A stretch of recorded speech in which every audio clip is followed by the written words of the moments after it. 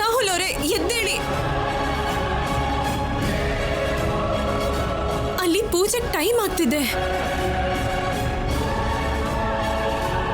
ಏನಾಯ್ತು ಭಾಷಿಣಿ? ಇವತ್ತಿರೋ ಪೂಜೆ ವಿಷಯ ಮರ್ತೋದ್ರಾ? ಪೂಜೆ ಅಲ್ವಾ? ನಾನು ಫ್ರೆಶ್ ಅಪ್ ಆಗಿ ಬರ್ತೀನಿ.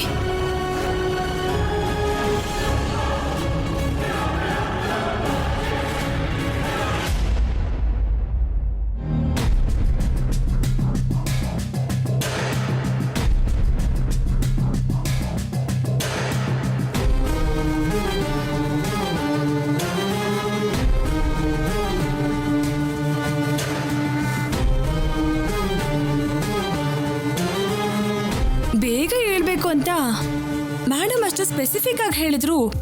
ಈ ಭಾಷಿಣಿ ಯಾಕೆ ಲೇಟ್ ಮಾಡ್ತಿದ್ದಾಳೋ ಏನೋ.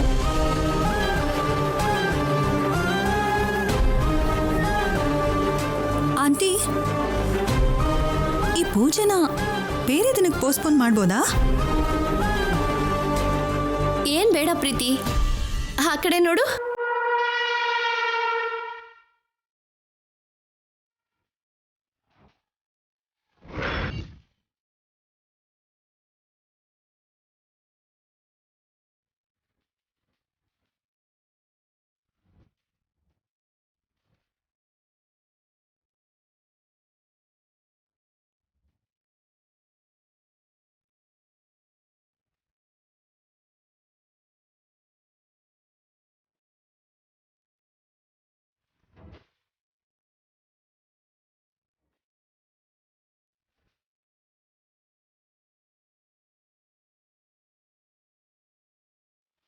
ಏನಮ್ಮ ಇದು? ಬೆಳಗ್ಗೆ ಬೇಗ ಎದ್ದು ಪ್ರಸಾದ ಪ್ರಿಪೇರ್ ಮಾಡಬೇಕು ಅಂತ ಹೇಳಿದ್ದೆ ತಾನೆ? ನಾನು ಬೇಗನೆ ಎದ್ದಿದ್ದೆ ಮೇಡಮ್. ಇವರೇ ಫುಲ್ ನಿದ್ದೆ ಮಾಡ್ತಿದ್ರು. ಎಷ್ಟೇ ಎಬ್ಸಿದ್ರು ಹೇಳಲೇ ಇಲ್ಲ.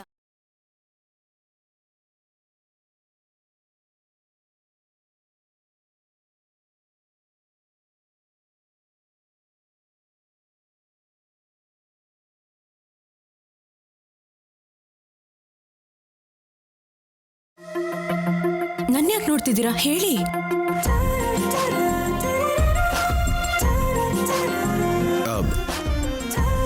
ಹೌದು ಮೇಡಮ್, ಸ್ವಲ್ಪ ಟೈರ್ಡ್ ಆಗಿದ್ದಕ್ಕೆ ಯಾಕೋ ಎಚ್ಚರನೇ ಆಗಲಿಲ್ಲ.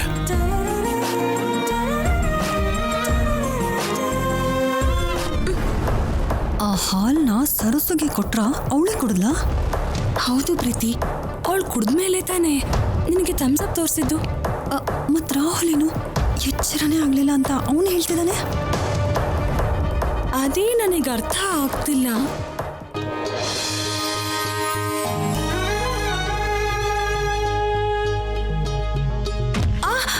ಅಬ್ಬಾ ಅಬ್ಬಾ,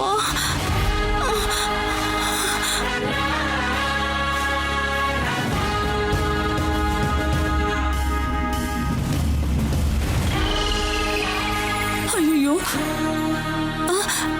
ಏನಾಯ್ತು?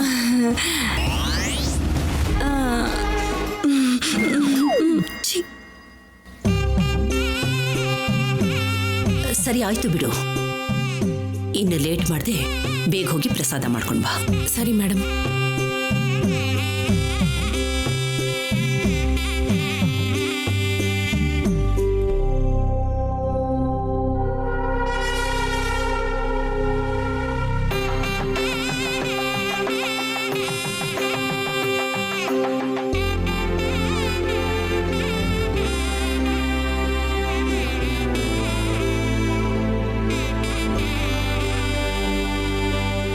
ನೀವ್ಯಾಕೆ ಬಂದ್ರಿ?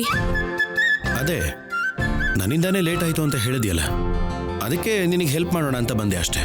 ನೀವು ಹೆಲ್ಪ್ ಮಾಡಿದ್ರೆ ಇನ್ನೂ ಲೇಟ್ ಆಗುತ್ತೆ. ಏನೂ ಬೇಕಿಲ್ಲ, ನೀವು ಹೊರಡಿ. ಇದಿಬ್ರು ಸೇರಿ ಮಾಡಬೇಕಾಗಿರೋ ಪೂಜೆ ಅಲ್ವಾ? ನಾನು ಮಾಡ್ತಿರೋದು ಪ್ರಸಾದ, ನೀವು ಹೊರಡಿ.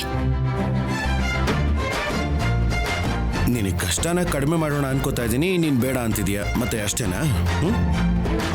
Okay okay okay okay, carry on.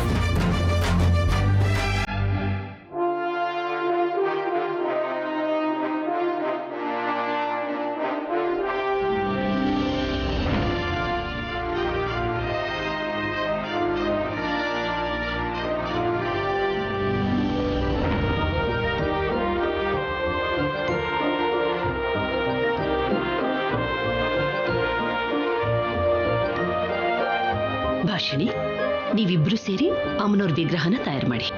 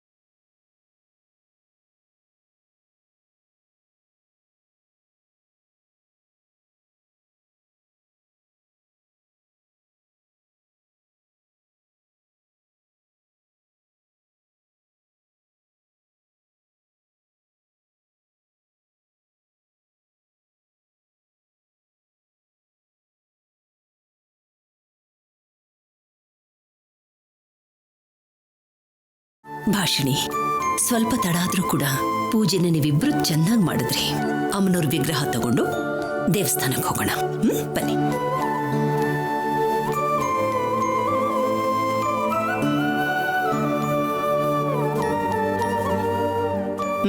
ನಡೀರಿ.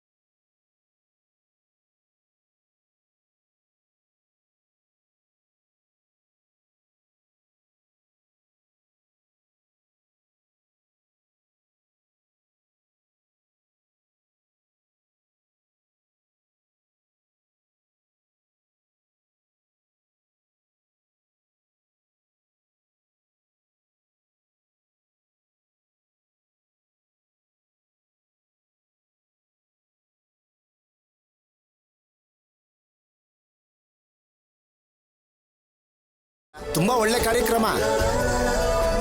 ಹುಟ್ಟೋ ಮಗುಗೋಸ್ಕರ ದಂಪತಿಗಳಿಬ್ರು ನಿಷ್ಠೆಯಿಂದ ಮಾಡಬೇಕಾಗಿರೋ ಪೂಜೆ. ಈ ಪೂಜೆನ ಯಶಸ್ವಿಯಾಗಿ ಪೂರ್ತಿ ಮಾಡಿದ್ರೆ ಗಂಡ ಹೆಂಡತಿಯ ಮಧ್ಯ ಅನ್ಯೋನ್ಯತೆ ಜಾಸ್ತಿಯಾಗಿ ಹುಟ್ಟೋ ಮಗುವಿನ ಮೇಲೆ ಪ್ರೀತಿ ಜಾಸ್ತಿ ಆಗುತ್ತೆ. ಆಲ್ರೆಡಿ ಇವರು ಪ್ರೀತಿಯಿಂದಾನೇ ಇದ್ದಾರೆ ಪುರೋಹಿತ್ರೆ. ಈ ಪೂಜೆ ಕೇವಲ ಹೊಟ್ಟೆಲಿರೋ ಮಗು ಕ್ಷೇಮಕ್ಕೋಸ್ಕರನೇ. ಅಮ್ಮ, ನೀವು ಆ ವಿಗ್ರಹನ ಹಿಡ್ಕೊಂಡು ದೇವಸ್ಥಾನದ ಸುತ್ತ 3 ಪ್ರದಕ್ಷಿಣೆ ಹಾಕಬೇಕು. ಆಮೇಲೆ ಅಮ್ಮನವರ ವಿಗ್ರಹನ ಅರ್ಪಿಸಿ ದಂಪತಿಗಳಿಬ್ಬರ ಹೆಸರನ್ನ ಮೇಲೆ ಹುಟ್ಟೋ ಮಗುವಿನ ಆರೋಗ್ಯಕ್ಕೋಸ್ಕರ ಅಭಿಷೇಕ ಮಾಡಿಸ್ಬೇಕು.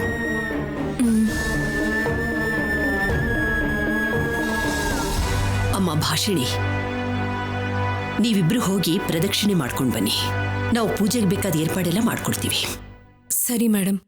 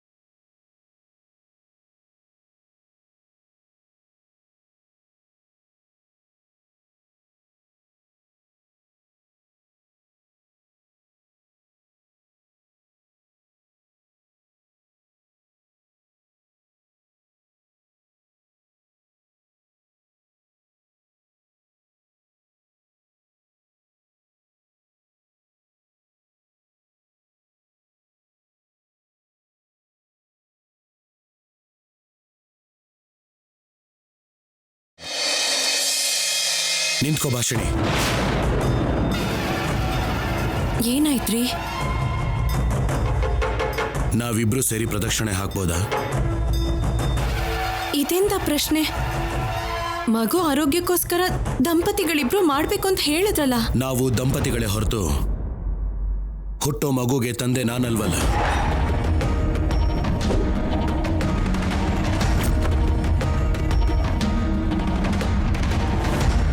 ಮನೆಯಲ್ಲಿ ಪೂಜೆ ಇದ್ದಿದ್ದಕ್ಕೆ ಮೇಡಮ್ ಹತ್ರ ಇದ್ರು ಅನ್ನೋ ಕಾರಣಕ್ಕೆ ಗಂಡನ ಸ್ಥಾನದಲ್ಲಿರೋದು ತಪ್ಪಲಿಲ್ಲ.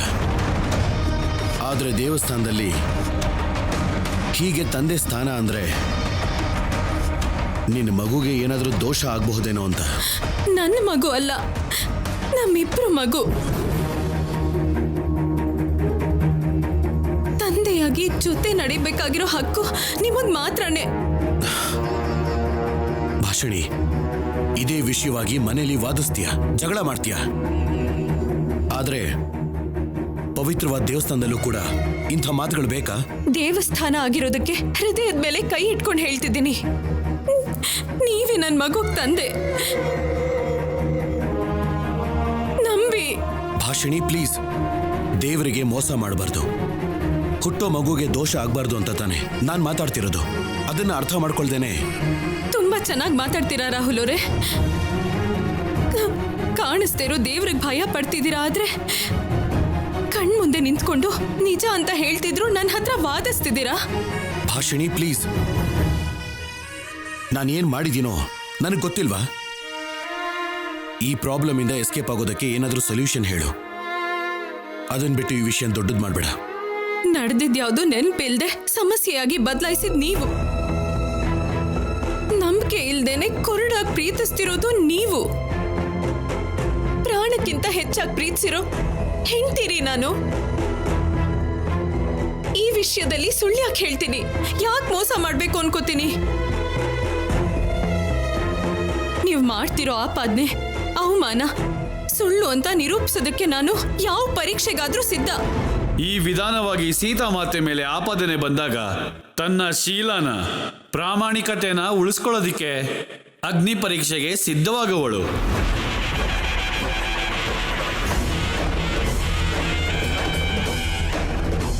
ಅಗ್ನಿಕುಂಡದಿಂದ ಹೊರಗಡೆ ಬಂದು ಎಲ್ಲರ ಬಾಯಿನ ಮುಚ್ಚಿಸಿದ್ಲು. ರಾಮನ ಪ್ರೀತಿನ ಮತ್ತೆ ಪಡೆದುಕೊಂಡ್ಲು.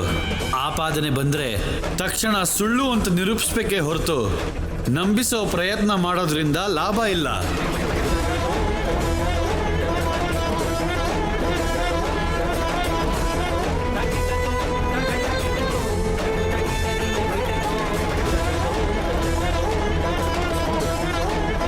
ಅವತ್ತು ಸೀತಮ್ಮನ್ ಮೇಲ್ ಬಂದಿದ್ದ ಆಪಾದನೆನ ಅಗ್ನಿ ಪರೀಕ್ಷೆಯಿಂದ ಹೇಗ್ ದೂರ ಮಾಡ್ಕೊಂಡ್ರು. ಇವಾಗ ಕೆಂಡದ ಮೇಲೆ ನಡೆದು ನನ್ನ ಪ್ರಾಮಾಣಿಕತೆನ ನಾನು ಹಾಗೆ ನಿರೂಪಿಸ್ಕೋತೀನಿ. ಭಾಷಿಣಿ, ನಿನ್ಗೇನಾದ್ರೂ ಹುಚ್ಚಿಡ್ದಿದ್ಯಾ? ಅಲ್ಲ, ಬೆಂಕಿ ಮೇಲೆ ನಡೀತೀಯಾ? ಅದು ಈ ತರ ಪರಿಸ್ಥಿತಿಯಲ್ಲಿ ಬೇಡ ಭಾಷಿಣಿ. ಪ್ರದಕ್ಷಿಣೆ ಬಗ್ಗೆ ಏನೋ ಒಂದು ಹೇಳಿ ಕವರ್ ಮಾಡಿದ್ರೆ ಆಯ್ತು. ನಿಜಾನ ನಿರೂಪಿಸ್ತೀನಿ ಅಂದ್ರೆ ಕವರ್ ಮಾಡೋ ಕರ್ಮದ ಬಗ್ಗೆ ಮಾತಾಡ್ತಿದ್ದೀರಲ್ಲ. ಭಾಷಿಣಿ, ಬೇಡ, ಆವೇಶ ಪಡಬೇಡ. ತುಂಬಾ ದೊಡ್ಡ ಪ್ರಾಬ್ಲಮ್ ಆಗುತ್ತೆ. ಅಲ್ಲ, ಅಲ್ಲಿ ಪೂಜೆಗೆಲ್ಲ ಸಿದ್ಧವಾಗಿದೆ. ಬಾ ಹೋಗೋಣ, ಬಾ ಬೇಗ ಬಾ. ಕೈ ಬಿಡಿ. ಪೂಜೆಗಿಂತ ಸಿಗೋ ಫಲಿತಾಂಶಕ್ಕಿಂತ ನಿಮ್ಮ ನಂಬಿಕೆನೆ ನನಗೂ ನಮ್ಮ ಮಗುಗೂ ಮುಖ್ಯ. ಇಲ್ಲಿರೋ ಬೆಂಕಿಯಿಂದ ನಿಮ್ ಮನ್ಸಲ್ಲಿರೋ ಅನುಮಾನ ಬೂದಿಯಾಗಿ ನನ್ ಮಾತಲ್ಲಿ ನಿಜ ಕಾಣಿಸಿದ್ರೆ ಸಾಕು. ಭಾಷಿಣಿ, ಇರು, ನಾನು ಹೇಳೋದನ್ನ ಕೇಳು. ನಾನ್ ಕೇಳಿಸ್ಕೊಳ್ಳಲ್ಲ. ನನ್ ಪ್ರಾಮಾಣಿಕತೆನ ಅಗ್ನಿ ಸಾಕ್ಷಿಯಾಗಿ ನೀವೇ ನೋಡಿ.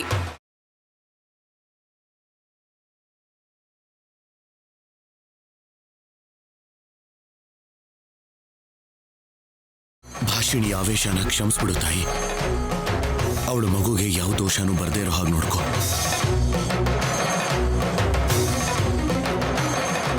ಭಾಷಿಣಿ,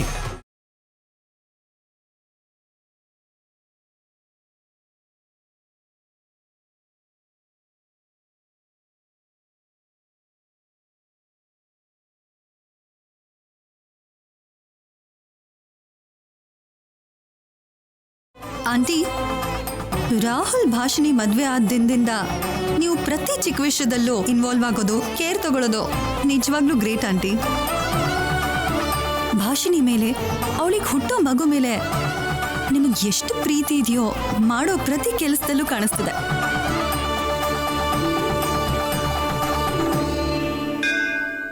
ಪಾಪ ನವ್ಯಗೆ 3rd ಮಂತಲ್ಲೇ ಅಬೋರ್ಷನ್ ಆಗೋಯ್ತು.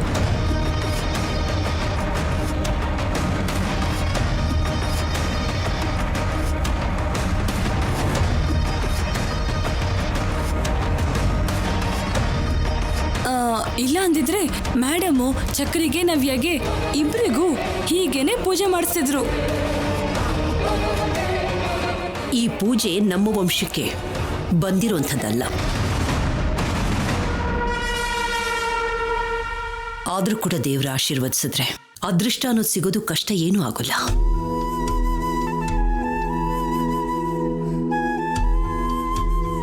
ವಾಗ್ದೇವಿ, ಪ್ರದಕ್ಷಿಣೆಗೆ ಹೋಗಿರೋ ಇವರಿಬ್ರು ಎಲ್ಲಿ? 3 ಪ್ರದಕ್ಷಿಣೆ ಹಾಕಿದ್ರೆ 30 ಹಾಕ್ತಿದಾರೋ ಏನೋ.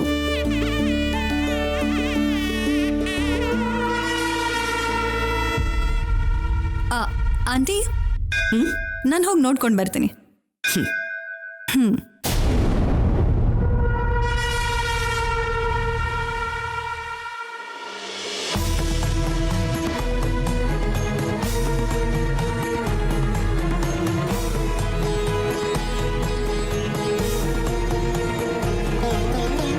ಭಾಷಿಣಿ, ನಿಂತ್ಕೋ. ಮೇಡಮ್ ನೋಡಿದ್ರೆ ತುಂಬಾ ಸೀರಿಯಸ್ ಆಗ್ತಾರೆ. ನಾನು ಹೊತ್ಕೊಂಡಿರೋ ಆಪಾದನೆಗಿಂತ ನೀವಂತಿರೋ ಮಾತಿಂದ ಆಗ್ತಿರೋ ನೋವ್ಗಿಂತ ನನಗಿದೇನ್ ದೊಡ್ಡದಲ್ಲ.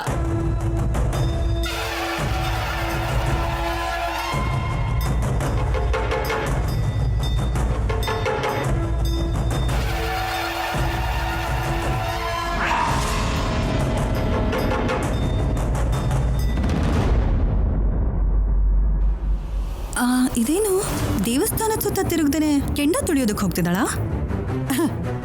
ಏನಾದ್ರೂ ಏನು ಇಶ್ಯೂ ಆದ್ರೆ ಸಾಕು ನಮ್ಗೆ.